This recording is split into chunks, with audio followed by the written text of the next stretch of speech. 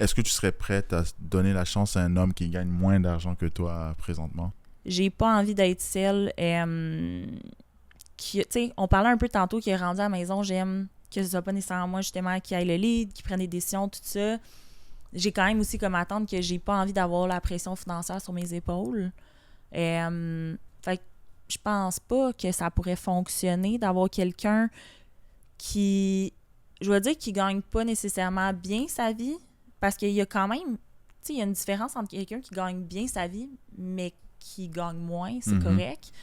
Il y a vraiment des nuances là-dedans, mais je pense que le plus important, c'est quelqu'un qui a de l'ambition. Puis quand tu as de l'ambition, souvent, c'est relié avec l'argent. Ça, c'est ce que je crois. Mais disons, cet homme est extrêmement ambitieux. Donne-moi une caractéristique. C'est qui, là, cet homme-là? Il fait quoi dans la vie? C'est l'homme parfait pour toi. Ah ouais. On va dire vraiment sur le plan émotionnel, sur le plan amoureux, sur le plan tout, c'est l'homme parfait. Physique, c'est l'homme de tes rêves.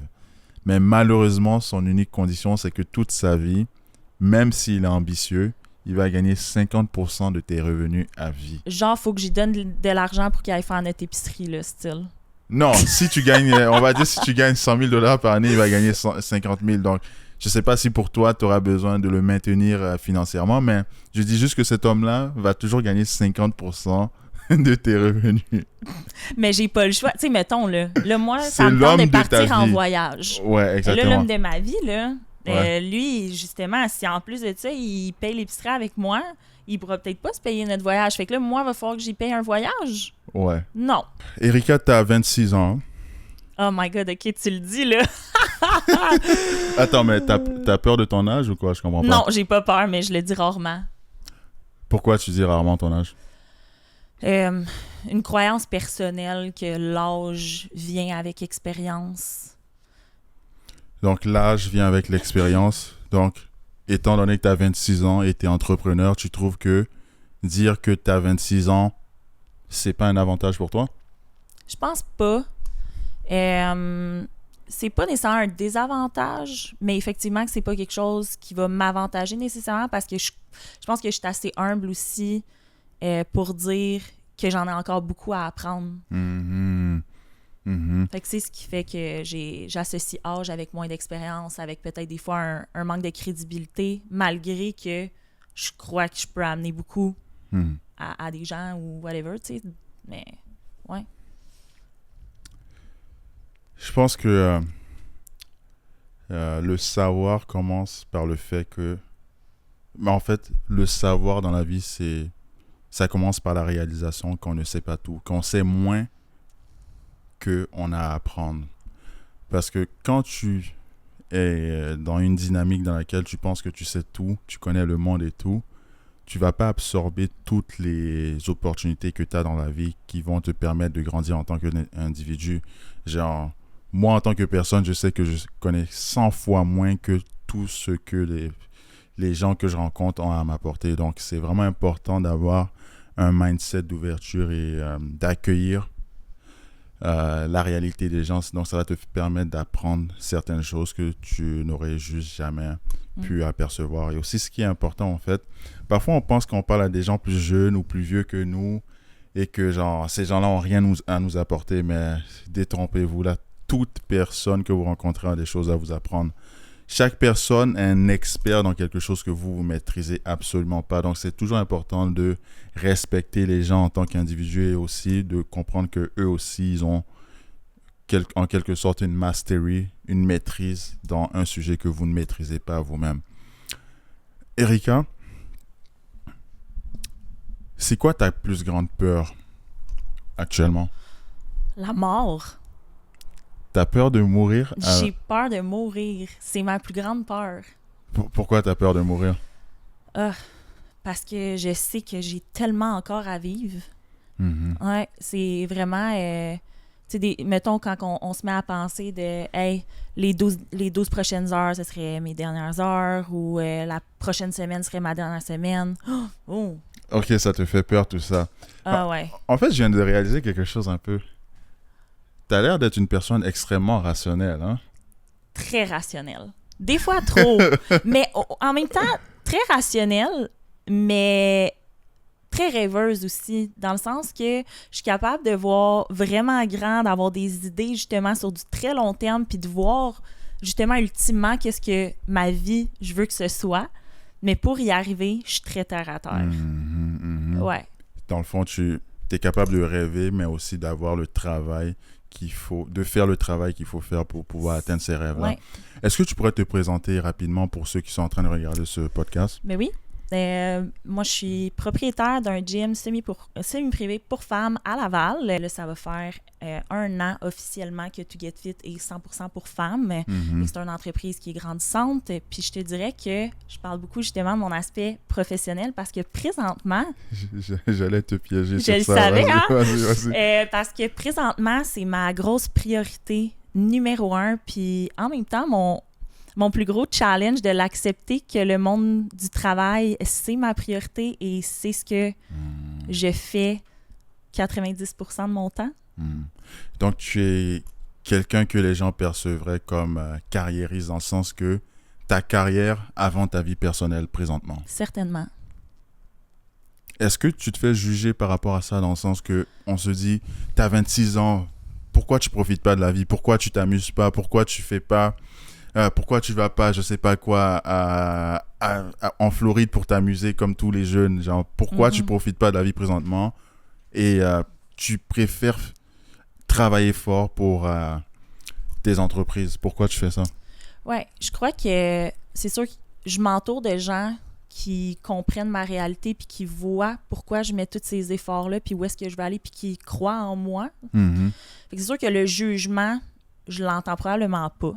Dans le sens que si j'ai des gens qui me jugent, ils font pas partie de mon entourage ou ils me comprennent pas. OK. Je vais dire ça. Mais clairement que j'ai pas un rythme de vie, je vais dire, habituel de ce que notre société, mettons, met de l'avant. Mais je te dirais que c'est un de mes plus gros travaux que j'ai fait sur moi cette année, d'accepter comment que je suis puis qu'est-ce que moi, je veux.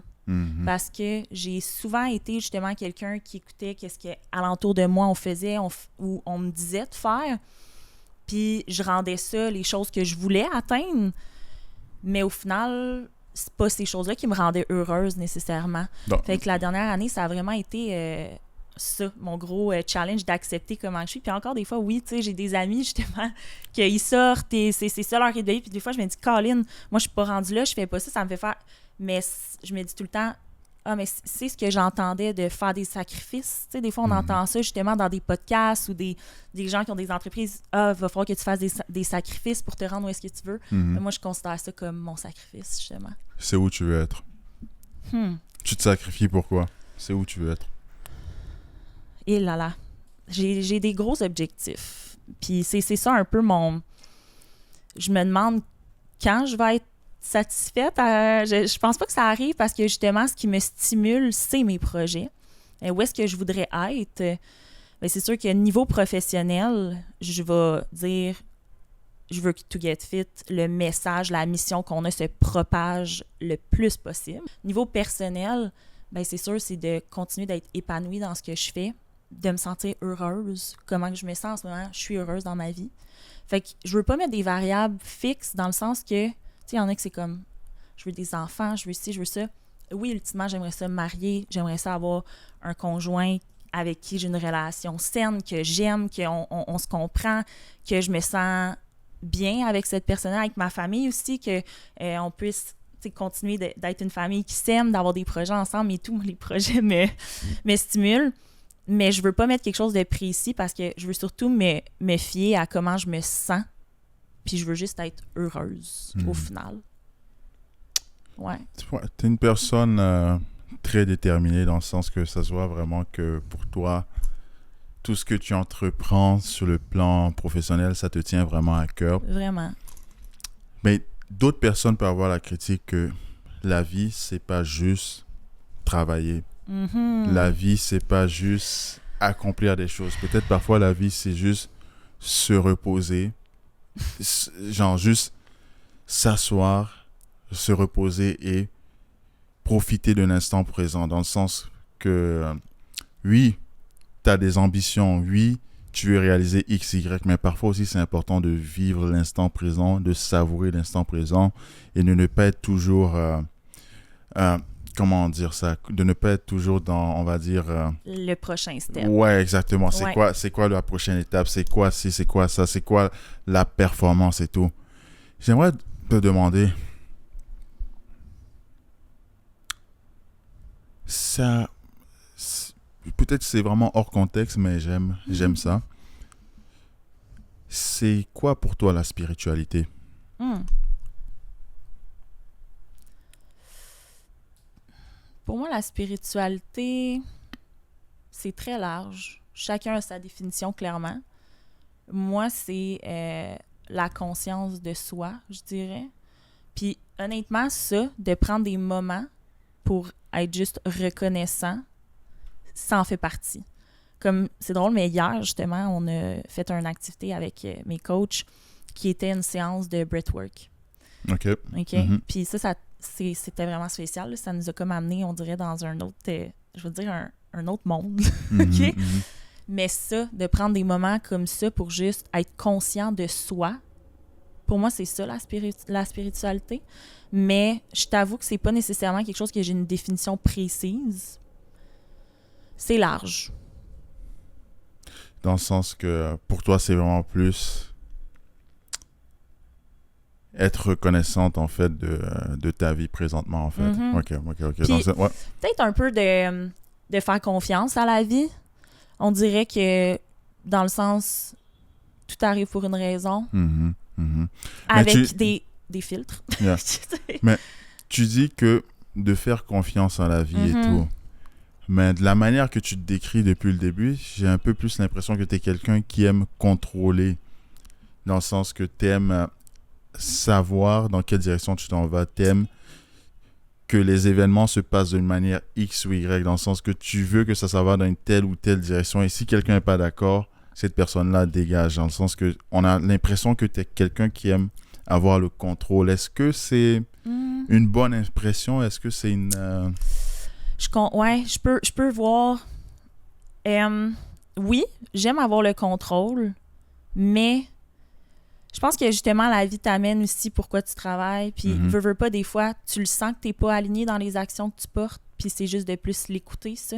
Mhm. C'est écouter soi. Ouais, parce que effectivement, c'est voici mes projets pour l'avenir, voici pourquoi je travaille, voici. Mais si à un moment, des fois, ça m'arrive aussi que j'ai des projets qui m'arrivent à moi, puis que même si ça pourrait faire en sorte que j'arrive où est-ce que je veux, je le sens que c'est pas aligné. Mhm. Fait qu'est-ce que je vais pousser dans ce temps-là pour des projets? Non. Je vais plus m'écouter dans ce temps-là puis me dire, tu sais quoi, justement, la vie m'amène des signes qu'il faut que j'écoute. Je me permets de poser des questions parfois que même tes proches vont pas te demander. Étant donné que tu as été en couple pendant une bonne partie, puis tu m'avais dit 4-5 ans. 5 ans, ouais. 5 ans. Et tu avais bâti beaucoup avec cette personne-là. Je sais absolument pas c'est qui. Est-ce que tu as choisi ta carrière au lieu de ta relation amoureuse? Mhm. Ça va être vraiment cliché, mais je me suis choisie moi. Puis ma carrière, oui, fait partie de moi, mais je me suis choisie moi et non ma carrière. Puis ça a fait en sorte qu'en me choisissant, j'ai réalisé à quel point ma carrière est importante pour moi. Puis c'est une des raisons qui a fait en sorte un peu que je pense que nos chemins se sont séparés. C'est justement, moi, ma priorité présentement était ma carrière. Mais Mhm. ça veut pas dire que je me vois pas avoir de relation. C'est juste qu'il faut quelqu'un qui est compréhensif dans le temps que j'ai accordé à ça, puis dans ma façon aussi de voir une relation. C'est quoi ta façon de voir une relation? J'ai l'impression que tu es peut-être plus une personne indépendante, c'est-à-dire quoi? Je fais mes choses de mes côtés, tu fais tes choses des côtés, ok, on va se voir Une fois par mois. On va se voir à 5 heures ce soir, je sais pas. C'est ça. C'est quoi ta vision, en fait, d'une relation saine? Ça a beaucoup évolué, justement, parce que je pense que j'ai plus une définition de ce que c'est, mais encore là, est-ce que c'est exactement ça que je vais vivre? Je sais pas. Mais pour moi, une relation de un, c'est quelque chose qui va m'amener un plus à ma vie. je vois pas nécessairement que c'est quelque chose qui va faire en sorte... J'ai pas envie que quelqu'un en être dépendant de cette personne-là. De me dire que sans cette personne-là, je suis qui? Je suis quoi? Non, moi, j'ai mes projets, j'ai mes choses. Fait que ça, c'est mon côté indépendant. Justement, si j'ai un chez nous, je garde mon chez nous. J'ai envie d'avoir ma vie, d'avoir quelqu'un qui vient m'amener un plus, puis qu'avec cette personne-là, chacun, on puisse grandir de manière seule, mais qu'ensemble aussi, on ait des projets, évidemment, tu sais. Mais c'est sûr que c'est quelqu'un qui est compréhensif aussi du fait que, ben justement, moi, j'arrive pas à 5 heures le soir, là. J'arrive à 8 heures du lundi au vendredi. Sinon, des fois plus. Sinon, des fois, on vit peut-être pas ensemble si c'est ça qu'il faut. Tu sais, je veux dire, c'est très large.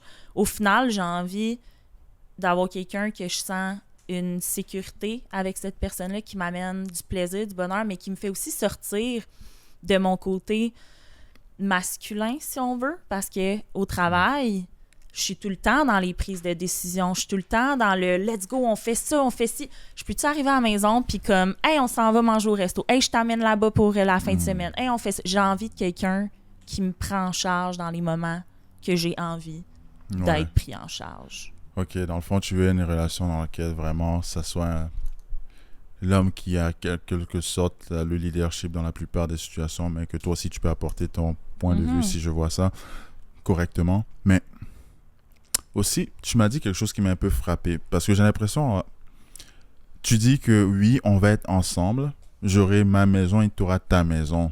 Mais pourquoi ne pas vivre avec quelqu'un que t'aimes? Genre, pourquoi être séparé, avoir des domiciles séparés quand tu es en couple avec une personne? N'est-ce pas ralentir cet amour-là? Est-ce normal de ne pas vivre avec son partenaire? Qu'est-ce qui est normal? Qu'est-ce qui est, tu sais? C'est ça, moi, qui me... C'est un peu ça qui me, je vais dire, dérange. Dans la pensée qu'il y a une façon de faire les choses. Puis tu sais, comme ça, c'est un exemple de vivre ensemble. Est-ce que je vais vivre avec la personne? Est-ce que je vais pas vivre? Je le sais pas. Mais tu sais quoi? Si de pas vivre ensemble fait en sorte que quand on est ensemble, on passe un moment de qualité. Tu sais, parce que il y a aussi ça, c'est que quand tu es entrepreneur, quand tu as des projets, puis j'en connais justement des entrepreneurs qui ont plus d'expérience, plus vieux, plus de bagages, à qui des fois je parle, puis ils voient comment le mental, tu sais, t'es toujours stimulé, t'es toujours dans ta tête. Honnêtement, même les fins de semaine, est-ce que c'est vraiment des fins de semaine? Mais je veux dire, du lundi au vendredi, c'est encore plus parce que là, tu travailles justement avec ton équipe, tout ça, fait que t'es toujours stimulé. Des fois, quand t'arrives chez toi, t'as plus l'énergie à donner à qui que ce soit. Je veux dire, à un moment donné, t'as tout donné pour les gens avec qui tu as travaillé, puis c'est correct, c'est ça. Exact. Fait que tu as envie d'être seul aussi. Ouais. Mais... est-ce qu'on t'a déjà brisé le cœur? Comme une peine d'amour, là? Ouais. Je pense pas. Non. T'as jamais eu de peine d'amour? Je peux pas... Non. Je pense pas avoir eu de peine d'amour. C'est quoi ta relation? Tu décrirais comment ta relation avec tes parents? Une relation... Je suis quand même... tu sais, quand j'étais plus jeune, tu sais, 2 parents qui ils ont un travail depuis toujours, qui m'ont tout le temps donné l'amour que j'avais de besoin. Tu sais, le rôle aussi typique de ma mère quand on était jeune, on n'est pas allé à la garderie. Et elle s'occupait de nous. Mon père, lui, il travaillait, faisait de l'overtime. Mais très attaché aussi au rôle de père de mon père. Justement, pour moi, mon père, c'est un peu le modèle d'homme que je veux avoir dans ma vie, dans le sens, je le sais qu'il va toujours être là pour ma mère. Il s'est assuré que la famille allait bien. Il était, tu sais, mon père, c'est un homme aimant, il a ses défauts. Je veux dire, il a ses défauts. Mais pour moi, c'est... Ouais, mon père puis mon frère, ben, tu sais, plus jeune, on n'a pas été très proches. Là, maintenant, mon frère, je l'adore, mon frère. C'est... Ouais. Wow. Wow. Au moins, t'as eu une bonne relation avec tes parents, t'as bien grandi avec... t'as grandi d'un cadre familial normal. En fait, j'en venais à là parce que j'ai l'impression que quand je t'entends parler de l'amour, Mhm. c'est comme si quelqu'un veut quelque chose mais ne le veut pas vraiment. Je sais pas si tu vois ce que je veux dire. Ça peut être, c'est ma perception, mais Vas-y. dans le sens que, oui, tu veux être amoureuse, mais tu veux avoir ton espace à toi. Oui, tu veux être en couple, mais tu veux avoir ta vie à toi-même. Mhm. Oui, tu veux, je sais pas quoi, on va dire les enfants, mais je sais pas. Mais genre, je sais pas, peut-être t'es pas prêt à sacrifier quelques aspects de ta vie professionnelle pour que la famille marche. Donc, j'ai un peu l'impression que t'es plus dans un état que t'es concentré sur toi et tu sais dans le fin fond de ton cœur que peut-être que c'est pas le moment d'être amoureuse. Est-ce que c'est... C'est ça, tu sais, je suis aussi vraiment quelqu'un Mhm, qui voit la vie comme on a des étapes à la mhm, vie. Je suis clairement pas à l'étape d'avoir des enfants. Je suis pas mhm. là. C'est ça. C'est, tu sais, Et pourquoi tu pourrais pas avoir des enfants maintenant? c'est pas ce que je veux en ce Mhm, moment. Je le veux pas. Je le sens pas. C'est pas ce que je veux. Là. Tu mhm, sais, j'ai un besoin d'accomplir ce que je veux accomplir avant de... Parce que, tu sais, je vais dire, les dernières années... Mais en fait, je vais dire même plus loin que ça. Pas mal tout le temps été le genre de personne qui a voulu plaire aux gens, qui a mhm, pensé aussi que ma personne était pas une bonne personne. Dans le sens que je pense qu'on en avait un peu discuté que je me suis... Tu sais, je suis quelqu'un justement qui a du caractère, qui dit ce qu'il pense, que je suis émotionnelle, je suis intense, je suis... Puis moi, pour moi, ça a tout le temps été catégorisé comme mauvais. Fait que mhm. longtemps, je me suis catégorisée comme quelqu'un que ma personnalité était pas bonne. Jusqu'au jour où j'ai réalisé, c'est pas qu'il y a quelque chose de mauvais ou de pas bon. C'est comme ça que je suis. Est-ce que mes intentions sont bonnes? Mes intentions sont bonnes. Fait qu'au final, pourquoi je qualifie ces caractéristiques-là comme mauvaises, tu sais? Mhm. Puis la journée où j'ai fait ça, ben là, oui, c'est comme si ça l'a tourné un peu mon parcours vers je m'accepte comme je suis, puis j'arrête de vouloir être comme les autres ou de vouloir me diminuer pour pas être trop, pour pas prendre trop de place, pour pas... Fait que oui, dans la dernière année, je peux dire que j'ai vraiment misé sur moi. Puis je pense que c'est pour ça que je suis pas non plus rendue au point de vouloir avoir une famille ou de vouloir m'investir dans quelqu'un parce que moi-même, j'ai à T'es pas investir encore. en moi, là, tu sais. T'es pas encore à cette étape-là, dans le fond, parce Ouais, que c'est important d'apprendre.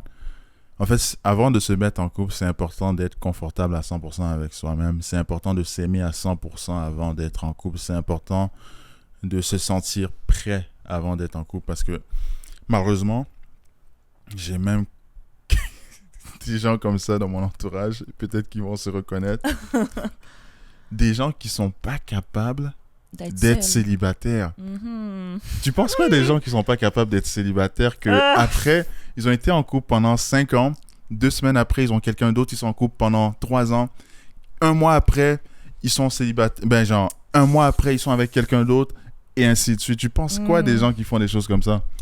Écoute, vivre et laisser vivre, hein, mais je pense que c'est ça, c'est de pas vouloir affronter l'émotion de la douleur.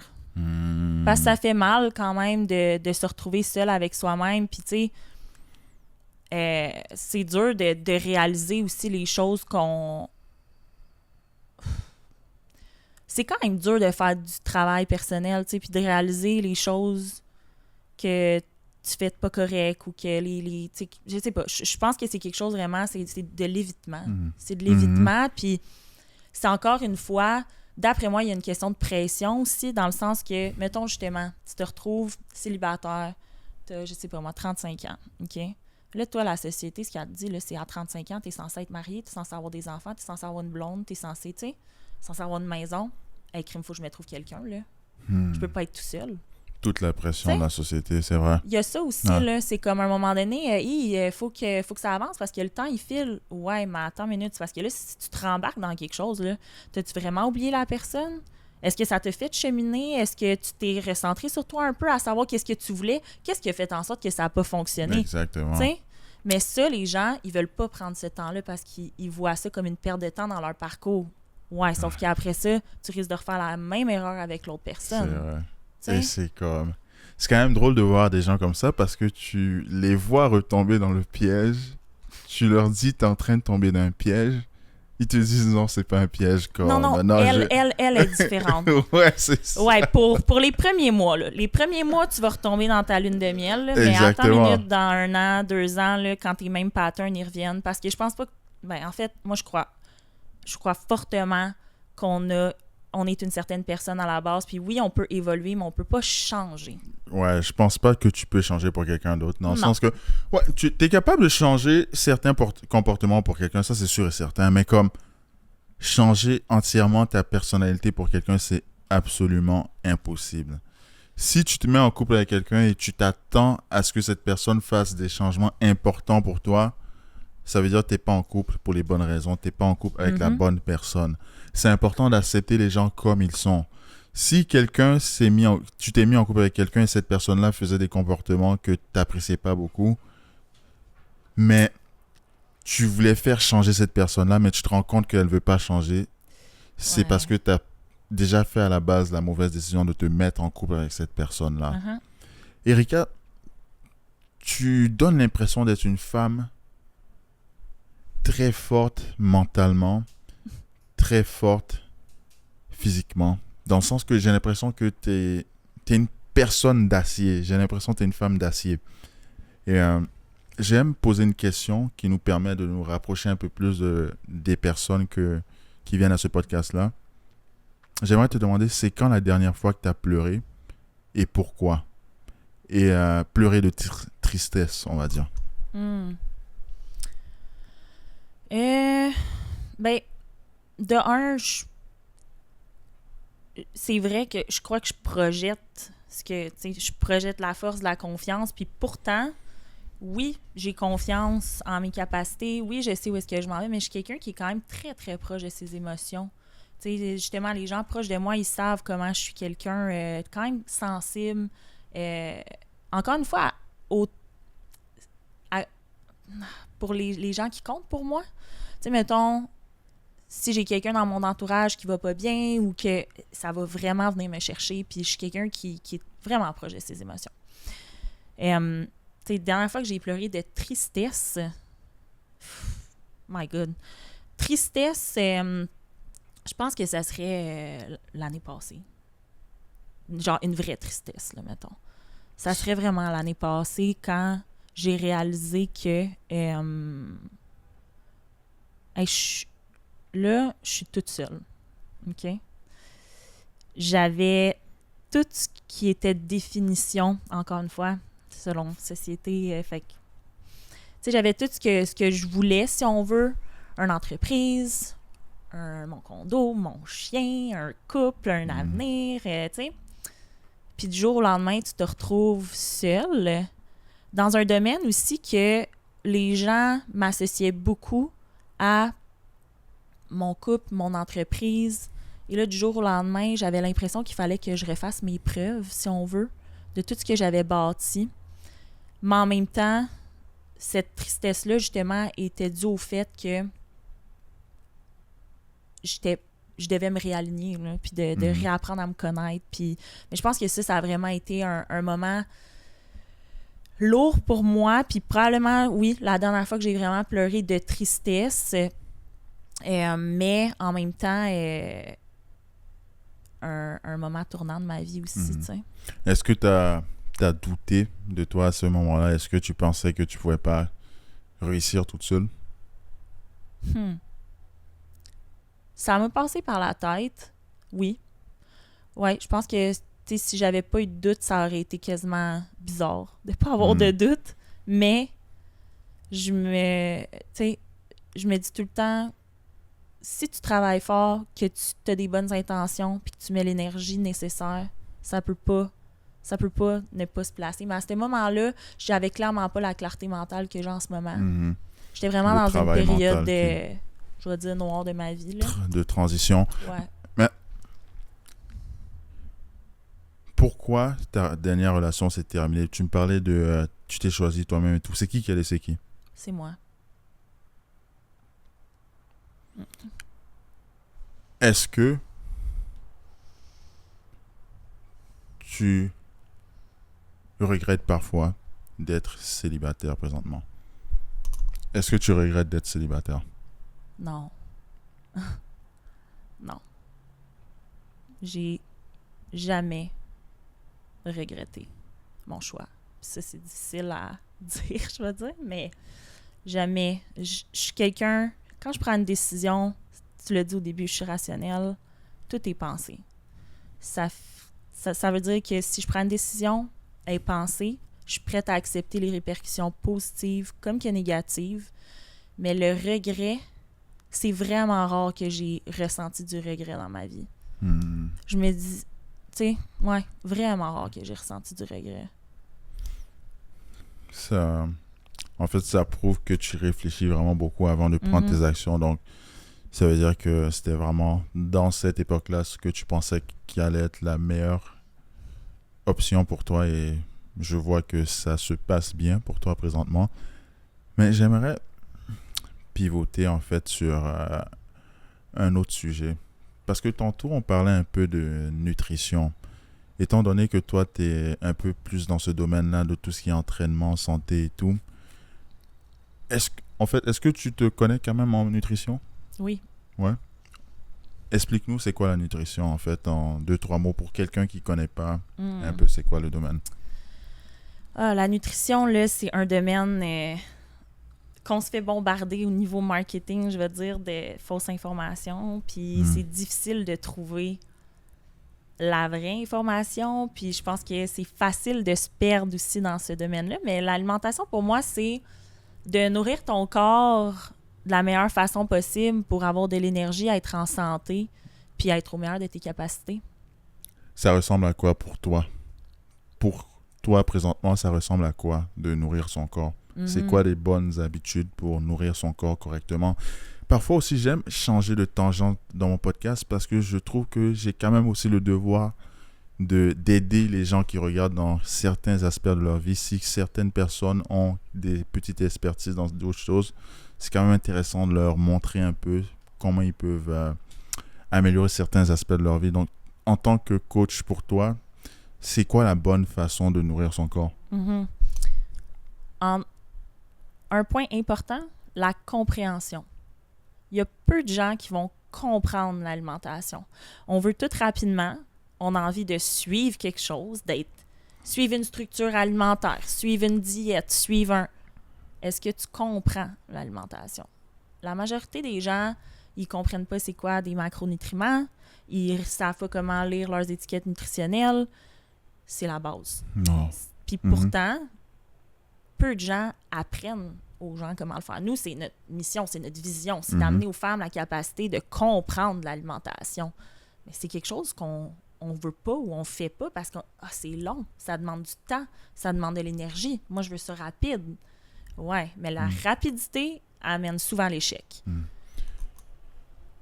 Qu'est-ce que... Disons, si je te demandais, c'est quoi comme 3-4 étapes que quelqu'un pourrait faire pour améliorer son alimentation dès aujourd'hui, genre quelle habitude on pourrait avoir pour améliorer notre alimentation? Pour quelqu'un qui ne s'y connaît pas vraiment, c'est quoi manger de façon bonne? Par exemple, moi, quand j'étais plus jeune, parfois, je pensais que juste le fait d'ingérer des calories, c'était suffisant pour être en santé, tu comprends? Parce que, genre, il y a certains qui viennent de certaines cultures ou de certains pays que c'est pas tant mis de l'emphase. C'est pas que ces gens-là sont ignorants par leur faute, mais c'est juste que parfois, c'est même pas mis de l'emphase pour dire que des légumes, c'est meilleur que le fast-food. Donc, ils prennent des mauvaises habitudes alimentaires sans même s'en rendre compte. Donc, ça serait quoi pour toi 3-5 clés à une alimentation saine? La compréhension des macronutriments. Si je dis macronutriments en ce moment puis on sait pas c'est quoi. Ouais, c'est quoi un macronutriment? Ouais. Protéines, glucides, lipides. Faut que tu saches c'est quoi. Après ça, c'est quoi les quantités qui sont bonnes ou je vais dire de type maintien pour toi de tes protéines, glucides, lipides. OK?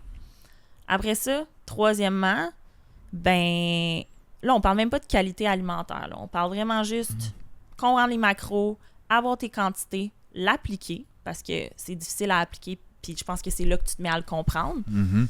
Puis je vais y aller avec la qualité de tes aliments. Puis je vais mettre protéines, OK?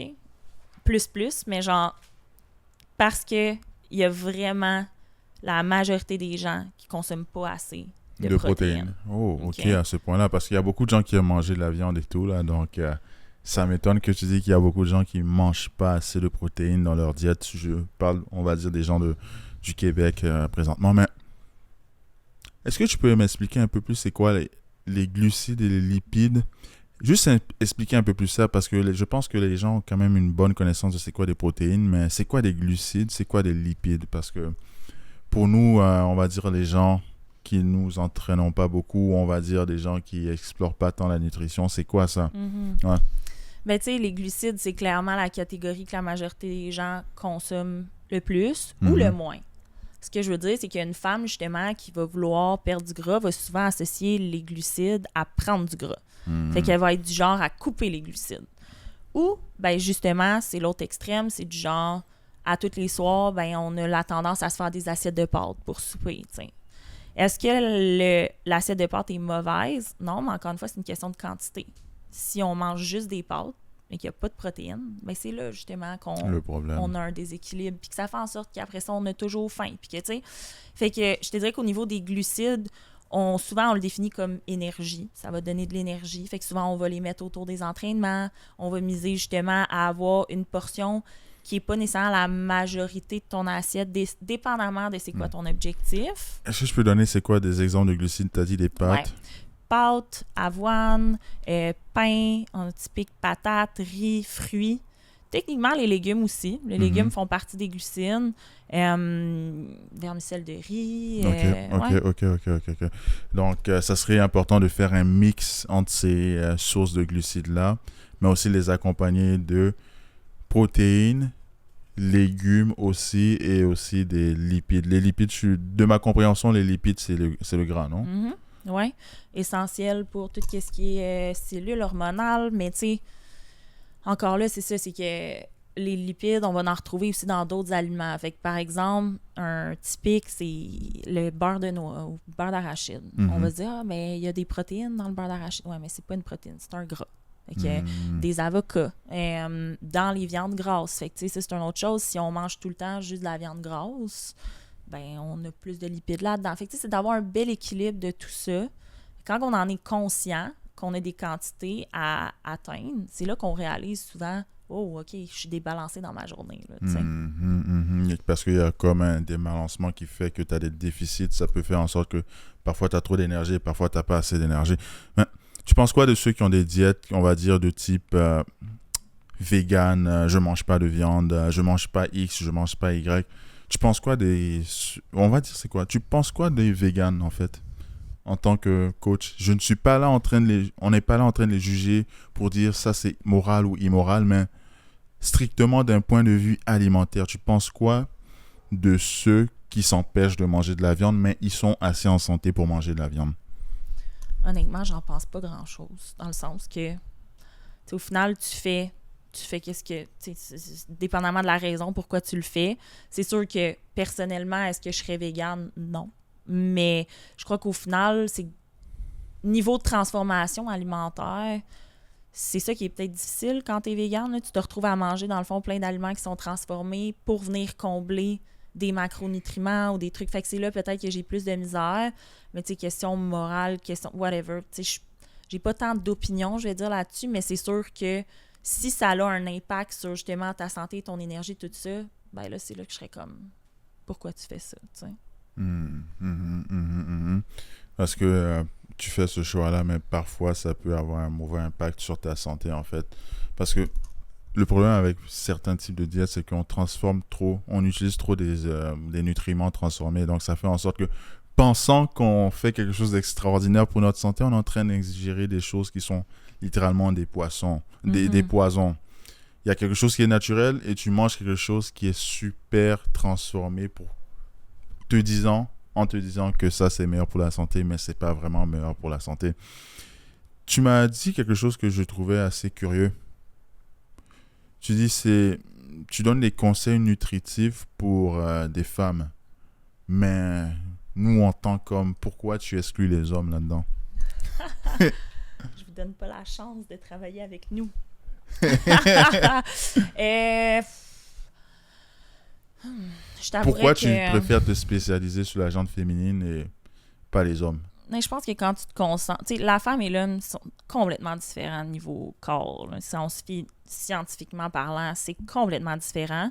Même juste la femme, d'apprendre comment le corps d'une femme fonctionne, on en a pour une vie complète, là, je veux dire. Et encore. Fait que rendu là, de un, au niveau de me spécialiser en quelque chose, mais de deux, je t'avouerais que c'est vraiment plus en termes aussi du gym en soi. T'sais, on a décidé que ce soit 100% pour femmes, que quand les femmes viennent au gym, c'est des entraînements pour femmes, la communauté. Fait que l'aspect de compréhension de communauté est difficile à expliquer. Dans le fond, c'est comme une communauté par le fait même que vous avez cette identité-là de femme. Mais moi, je suis quelqu'un, peut-être ça se voit pas, mais je m'entraîne beaucoup. Je m'étais beaucoup entraîné et tout. Sportif quand même. J'ai fait des gros sports. Mais comme... J'ai toujours eu cette question-là, en fait. Pourquoi certaines femmes préfèrent s'entraîner dans des gyms où il n'y a pas d'hommes? Pourquoi un tel choix? T'as fait quoi comme sport? Football américain, c'est des sports d'équipe. Okay. Donc, on faisait le gym et tout. Ça, c'était la base, le off-season et tout. Donc, pourquoi quelqu'un préférait un gym où il y a juste un seul sexe et pas les deux? C'est un peu... Mettons dans une équipe de football, là, vous êtes 100% une gang de gars ensemble. Ou je te coupe ça puis que je te mets une dizaine de filles avec vous autres. L'ambiance est comment? Es-tu différente? De un, moi, je veux pas me retrouver la fille là-dedans. Okay? Mais tu comprends? C'est juste ça. C'est juste ce feeling-là. C'est ça, de un. De deux, une femme qui entame nous, on travaille justement avec des femmes souvent qui entament un processus puis que finalement, il reste sur du long terme. Mais tu es quand même dans une phase de ta vie où tu es très vulnérable. Tu t'aimes pas nécessairement, tu n'as pas trop confiance en toi, tu sais pas trop quoi faire, tu te regardes toi-même. Tu n'es pas dans une position où est-ce que tu t'aimes nécessairement. Puis là, il faut que tu te retrouves dans un environnement où tu as des hommes et des femmes, parce que, je veux dire, mettons, on prend un gym commercial, où est-ce qu'il y a des gens qui sont 100% confiants, qui se regardent dans le miroir, qui, tu sais, classique, mais tu sais, imagine le feeling que cette femme-là elle a en rentrant dans ce gym-là. Fait que ce feeling-là, ben nous, on vient le briser en y permettant d'avoir un environnement où est-ce qu'elle se sent bien. Puis est-ce que ça veut dire que, tu sais, des fois, justement, je me fais dire « Ah, ben là, tu sais, c'est ça, vous refusez des hommes. » C'est comme, tu sais, un peu l'aspect féministe de la chose. C'est même pas ça. Je veux dire, au final, un homme viendrait me voir puis il me dirait que, ben là, peut-être pas en ce moment, mais tu sais, je sais pas, il y a une équipe qui voudrait se faire coacher, whatever, tu sais, je dirais pas « Ah, moi, je donne pas de conseils à des hommes. » Mais de permettre aux femmes d'avoir cet environnement-là, je pense que c'est juste pour leur permettre de mieux évoluer puis de se sentir bien dans leur processus. Ouais, parce que parfois, ça peut être difficile quand on commence le gym en tant qu'homme ou femme même. C'est compliqué parce que tu vois des gens qui sont super entraînés, qui sont super bien en shape. Et si toi, tu viens de commencer, on va dire, tu étais en de mauvaises conditions physiques, je vais pas les décrire, mais comme ça se peut que tu aies moins confiance en toi, donc ça fait en sorte que tu as peur du jugement et tout. Mais par contre, un truc que je trouve assez particulier dans les relations hommes-femmes, c'est la perception du jugement de la société. Est-ce que tu penses que les hommes et les femmes ont une perception différente du jugement de la société?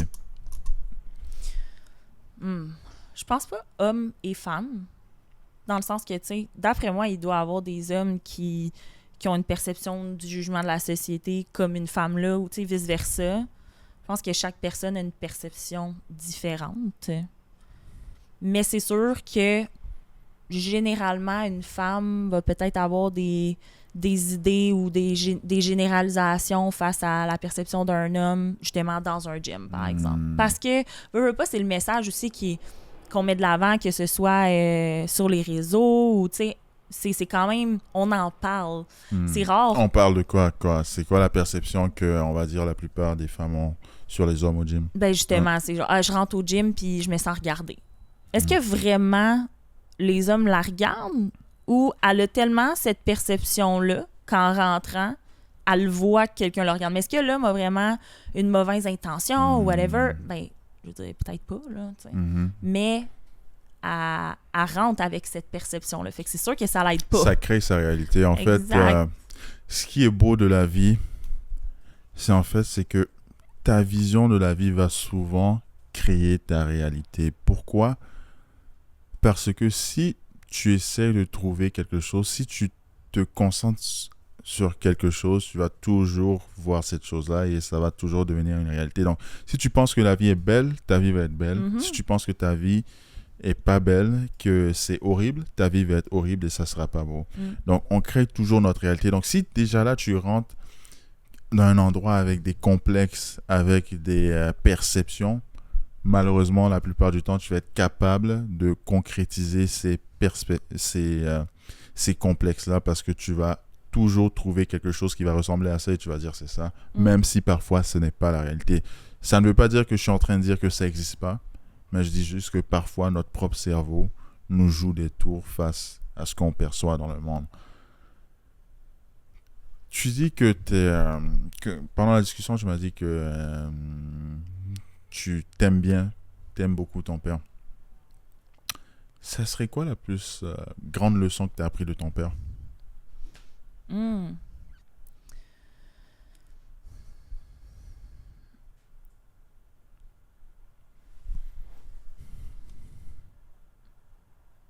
Je pense que j'irais avec sa façon d'être calme dans des situations qui, des fois, te donneraient envie de pas être calme. Ouais. Dans le fond, il garde le contrôle de ses émotions. Vraiment, il garde son sang-froid. Garder le sang-froid, ok. Donc, c'est vraiment quelque chose que tu admires de lui et que tu appliques probablement dans ta vie parce que je sens que tu es vraiment quelqu'un qui maîtrise aussi comment il se comporte et aussi qui maîtrise aussi ses émotions. Mais la vie n'est pas toujours rose. Parce que parfois on a des hauts, parfois on a des bas, parfois il y a des choses qui se passent et ça nous fait sortir de notre zone de confort. Mais j'aimerais te demander quelque chose que j'aimais demander beaucoup en fait avant au podcast. Tu penses quoi de l'amitié entre hommes et femmes?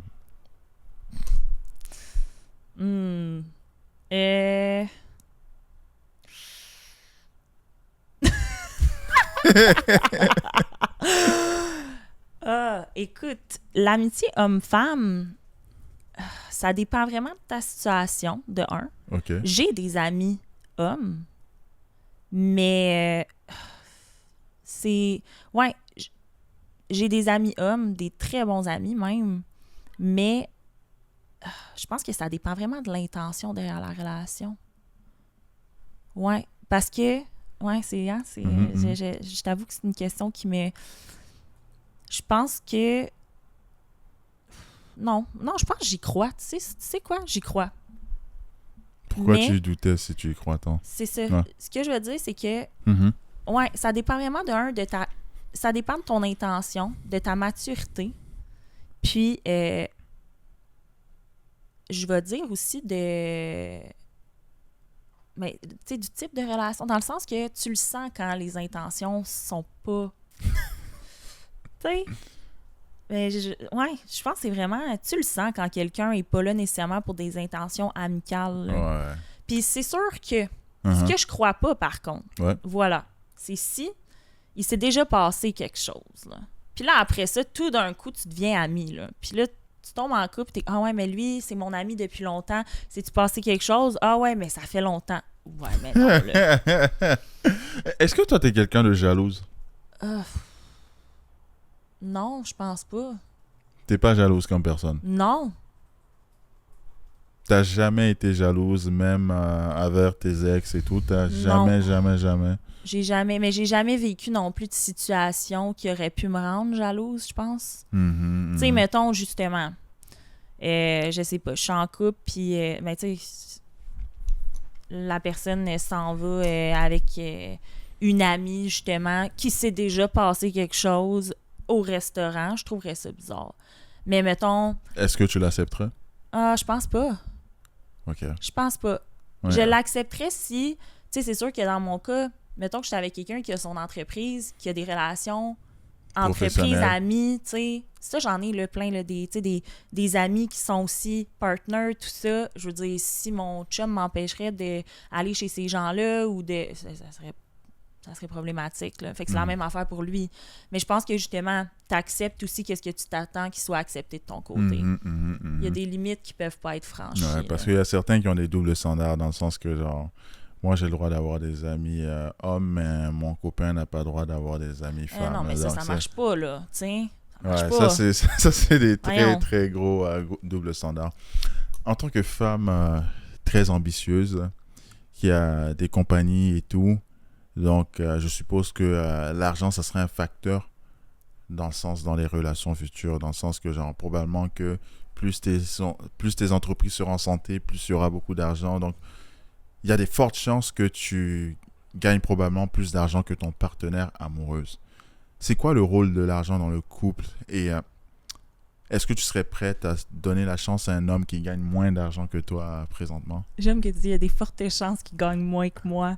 Ouais. Tu crois vraiment à mon avenir. J'adore. Moi aussi, j'y crois, mais...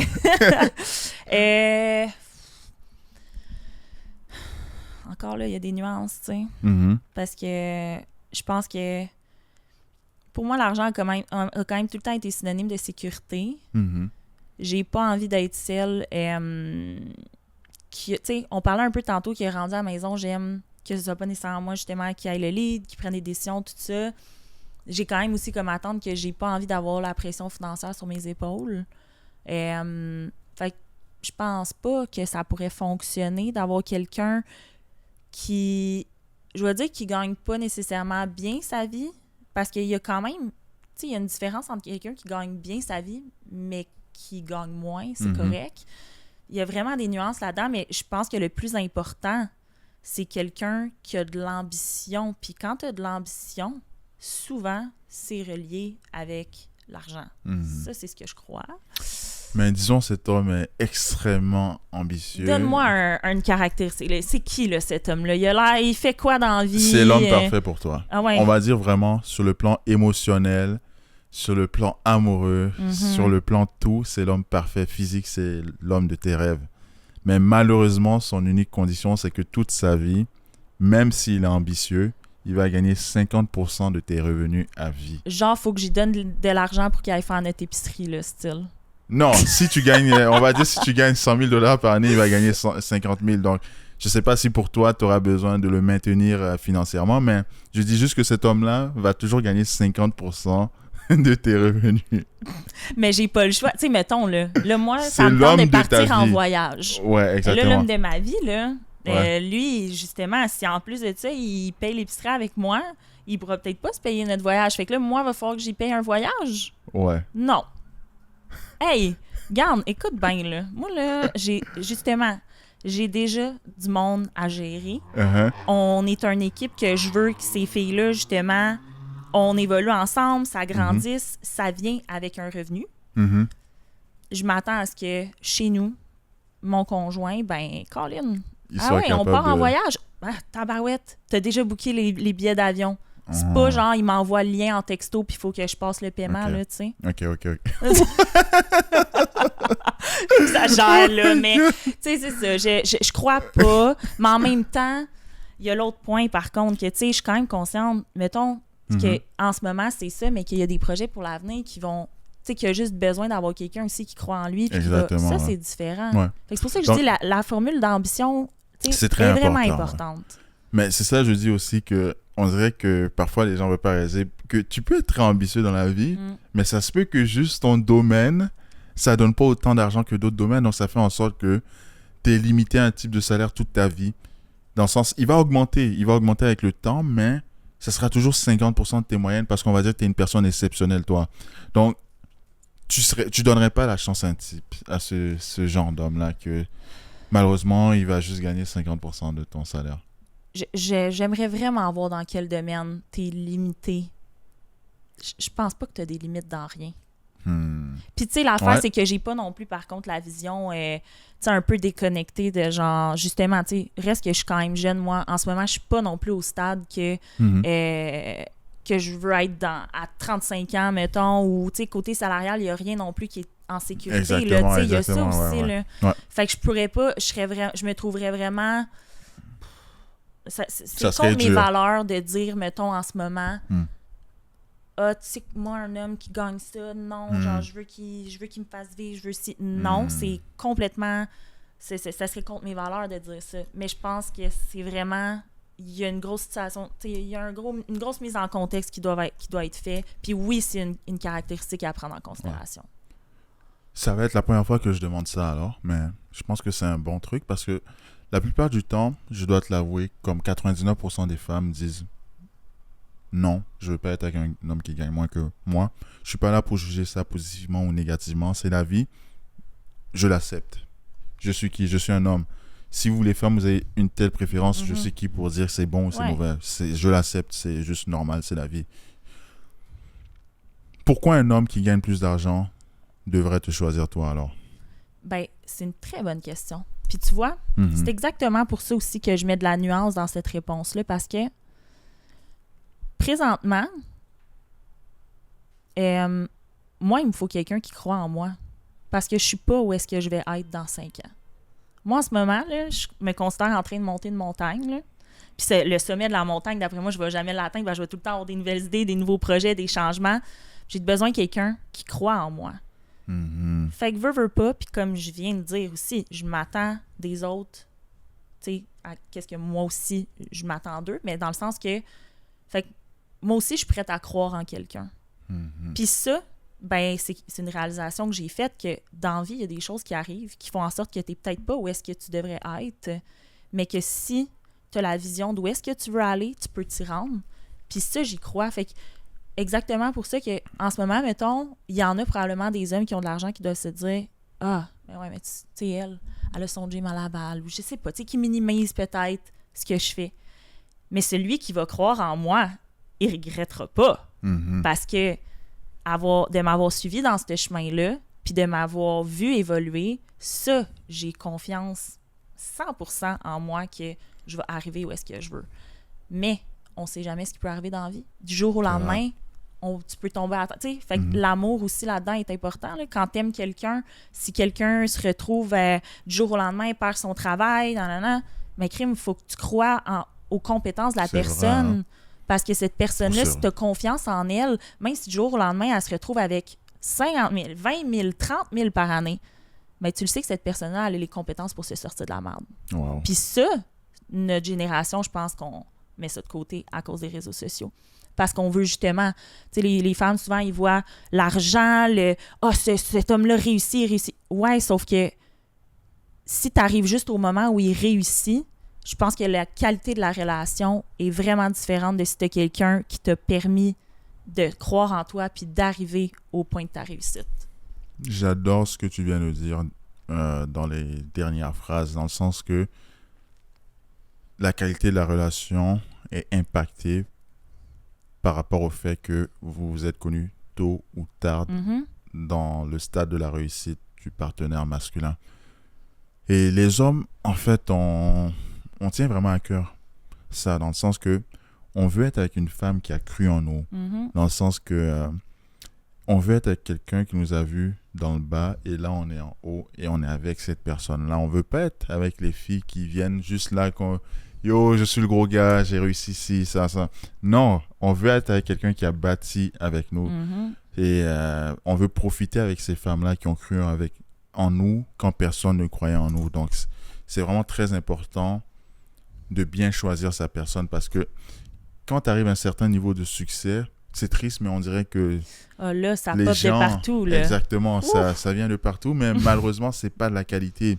C'est pas ce type de personnes-là qu'on veut, parce que on voit directement c'est des profiteuses ou c'est des profiteurs qui sont juste là pour le succès. Donc, c'est vraiment important de choisir des personnes en qui vous croyez quand vous vous mettez en couple. Mhm.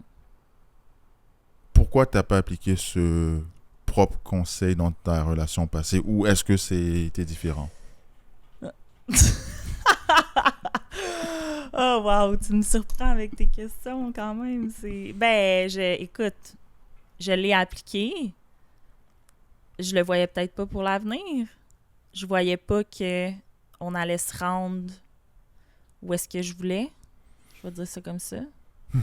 Tu voulais qu'on prenne ta direction, en fait. Oui, c'est dur à dire pour vrai.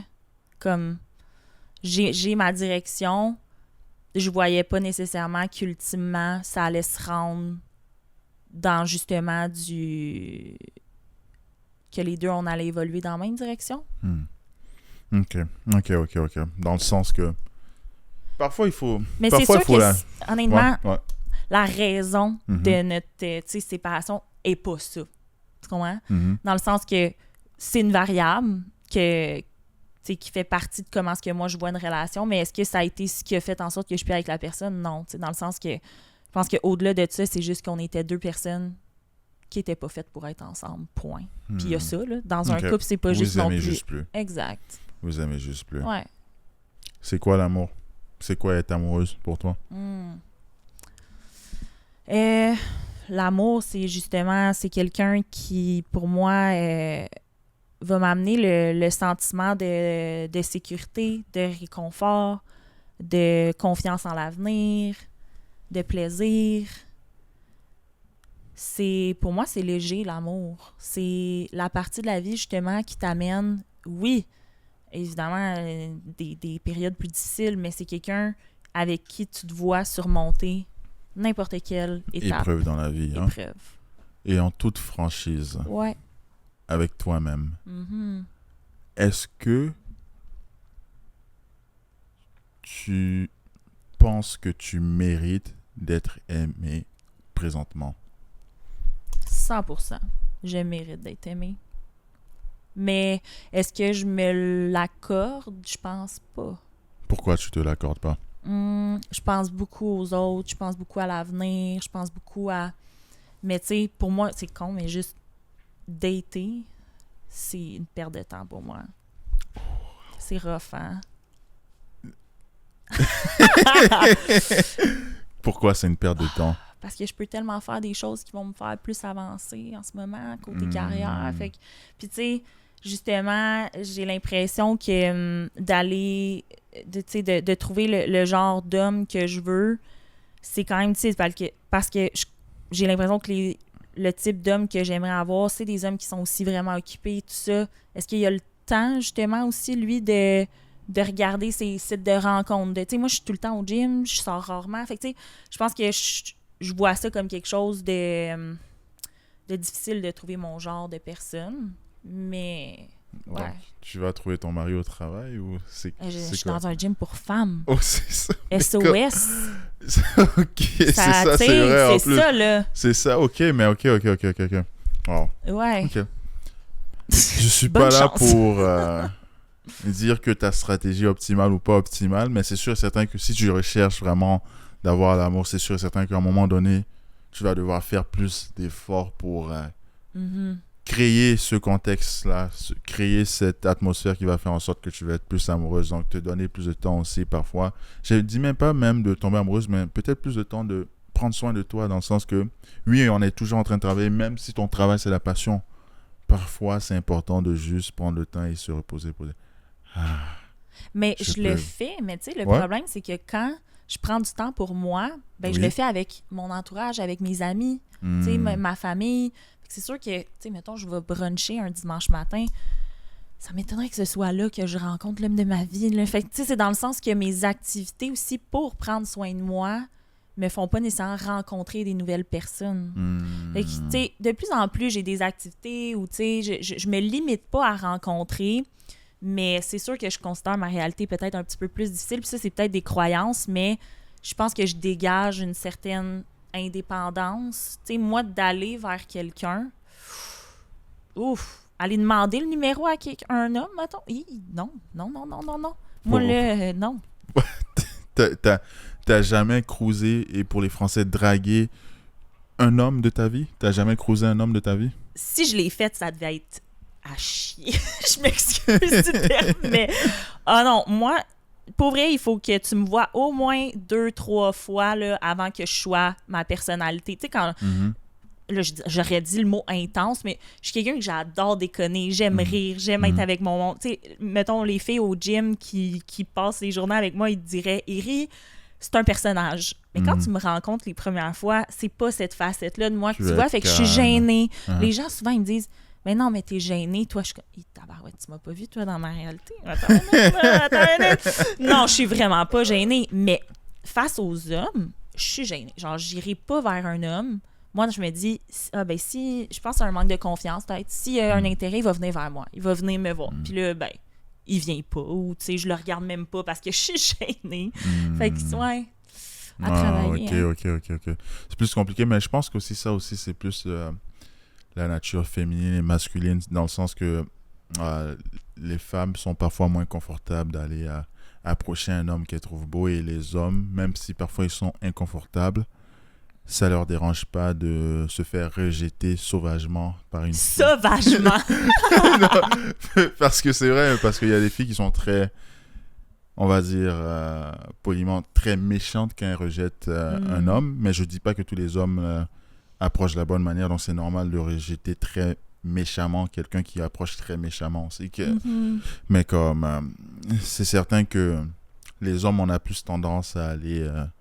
vers les filles qui nous plaisent, et malheureusement les femmes font pas ça. Et un message par rapport à ça, je pense que la gente masculine apprécierait beaucoup plus si les femmes faisaient plus d'efforts pour venir vers les hommes qu'elles apprécient. Donc tu gagnes des points, et surtout étant une femme, c'est rare qu'un gars va rejeter sauvagement une femme, dans le sens qu'il va être toujours super poli et tout, il va bien dire les choses et tout, donc les chances d'échec sont vraiment plus faibles quand tu es une femme qui approche. Donc pour toutes les femmes qui ont peur d'approcher les gars, essayez plus.